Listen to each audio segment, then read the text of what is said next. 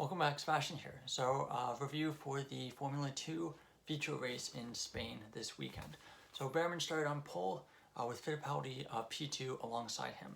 A really good start by Bearman as well as Pourchaire, who started from P5. Fittipaldi then takes the escape road, basically the escape road that they have at turn 1, and he comes out in first, but then Bearman overtakes him into turn 4. Doohan overtakes Iwasa at turn 12 for P4 as well, and Hajar pits with a broken front wing, and Novalak pits as well at the end of the first lap. Lap 2, Hauger tries to overtake Iwasa, but ends up going down the escape road instead. Lap 4, Bearman gets the fastest lap. Lots of tire management at this point and very little overtaking, as you would expect from the feature race in Spain. Vesti at this point was starting on the hard tires, and he was looking like he had a very good chance of doing something with that alternative strategy, and he was hoping to try to make up for a bit of a lackluster qualifying on Friday. Lap 6, Vesti overtakes Crawford for P8 at turn 1. In lap 7, Boschung pits for hard, so the first driver to pit for hard tires very early pit stop. Cordio has a look on Correa as well, and Vesti at this point on lap 8 already has the black and white flag for track limits. Lap 9, Correa drops 5 positions. He goes into the gravel trap at turn 14, the last corner on the track. This is a track that will bite back. Lap 9, Pourchaire and Iwasa pit for new tires and drop to 17th and 18th respectively. Lap 10, Fittipaldi pits, as well as Doohan and Hauger. And Fittipaldi, key for him, he stays ahead of Pourchaire after that pit stop. Lap 12, Bearman decides to stay out.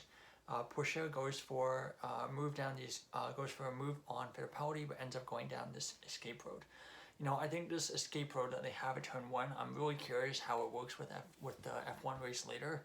I do wonder if anyone's going to try to just default down there instead of taking the racing line at turn 1.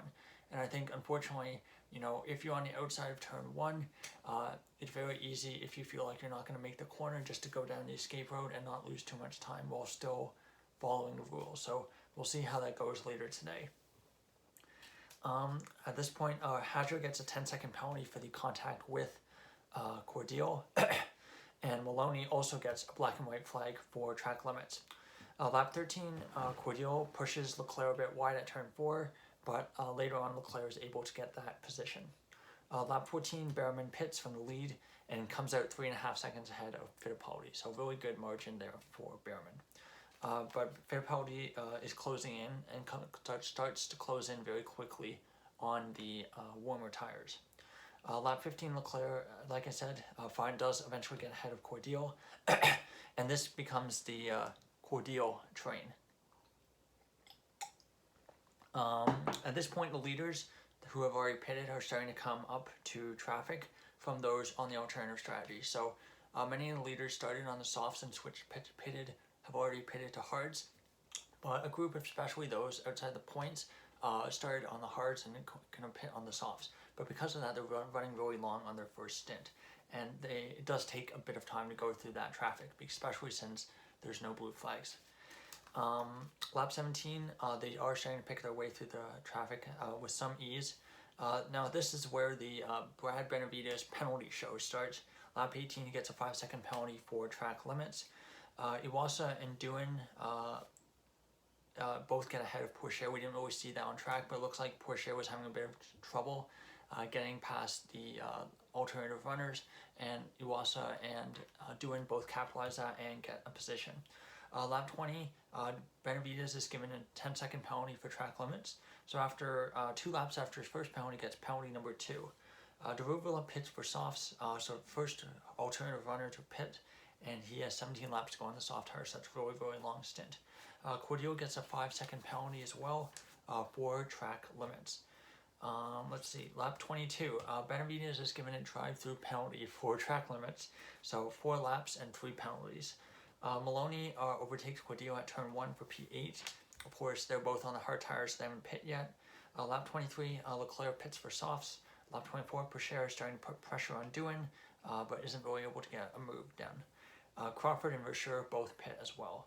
Lap 25, Pourchaire is starting to struggle to pass the alternative runners, I noticed that it would take him almost a whole lap longer to pass those drivers, like almost a lap or two longer than the Doohan and Iwasa who were basically on the same strategy as him. Same lap 25, Vesti pits, and he comes out in net 8th place. Lap 26, Martins pits and comes out 5th. And Vesti overtakes Hauger and Maloney into turn 1 and moves his way up to 7th overall. Lap 27th, Vesti overtakes Pourchaire for P6 at turn 1, so he's starting to pick his way through the field. Leclerc overtakes Correa for P10 at turn 1 as well. So alternative strategy looking like it was a little bit better today than the standard strategy without a safety car, which is a bit rare. Lap 28, Vesti gets fastest lap, and he's on a charge at this point. And Martins overtakes Doohan for P4 at turn 1. And Cordeal was under investigation for speeding in the pit lane, and he was given a 5-second penalty for that. Lap 28, Vesti overtakes Doohan for P5 at turn 10. Lap 30, Benavides is noted for failing to serve a penalty properly, and he's promptly given a drive-through penalty the following lap. So that's penalty number 4 for Benavides. Lap 32, charged by Martins and Vesti continuing, but they are starting to slow down. You know, they're starting to wear through that soft tire, and that massive advantage they have over the hard-tired runners is starting to close down. So while they are still faster, they're not, seconds and seconds a lap faster. Lap 35, Martins overtakes Iwasa for P3 at turn 1, so a good move there, and he moves his way onto the podium. Lap 36, Vesti tries to get around the outside of turn 3 to overtake, let's see, who would that be? That would have been Iwasa, going for a move for P4, but doesn't get a stick, and then he tries again around the outside of turn 1 on the final lap. And so Behrman takes the checkered flag, and to make matters better, or I guess worse, for Benavides, he gets another 10-second stop-go from penalty for track limits. So that's penalty number 5 for Benavides. I wonder how many penalty points he's going to get out of that. I'm not actually sure how many he will. But overall, an absolutely awful weekend for him, and he's never been an F2 level driver. We all know why he's there. So, your final running order from this Formula 2 Spain feature race is first Behrman, second Fittipaldi, third Martins, fourth Iwasa, fifth Vesti, sixth Doohan, seventh Pourchaire, eighth Hauger, ninth Leclerc, 10th Verschoor, 11th Crawford, 12th Correa, 13th Stanek, 14th Darula, 15th Boschung, 16th Maloney, 17th Maini, and 18th Nissany. 19th was Correa, 20th Hatcher, 21st Novalak, and 22nd Benavides. Probably 6 laps down with his penalties. And of course, no retirements as well, so that's good to see. So championship standings for Formula 2 after Spain are Vesti extends his lead in the championship with 109 points, Pourchaire second with 99 points, Iwasa third with 82 points, Behrman fourth with 70 points, Hauger fifth with 57 points. So really big. So Behrman moves his way all the way up to fourth in the championship. And I really do think, I might do a video about this later, but I really think it's turning into a 4-horse race in the championship. Fifth, Hauger with 57 points, sixth Verschoor with 50 points, seventh Fittipaldi with 49 points, eighth Maini with 49 points, ninth Maloney with 48 points, 10th Martins with 45 points, 11th Daruvilla with 40 points, 12th Doohan also with 40 points, 13th Leclerc with 36 points, and 14th Boschung with 33 points. So basically all the way from Hauger with 57 to Boschung with 33 is about 24 points total, so about a feature race win, and that covers 5th to 14th in the championship, so extremely close between those drivers. 15th is Crawford with 24 points, 16th Hatcher with 18 points, 17th is Stanek with 7 points, 18th is Correa with 5 points, 19th is Novalak with 2 points, and then as always, Nissany, Cordeal, and Benavides all with 0 points.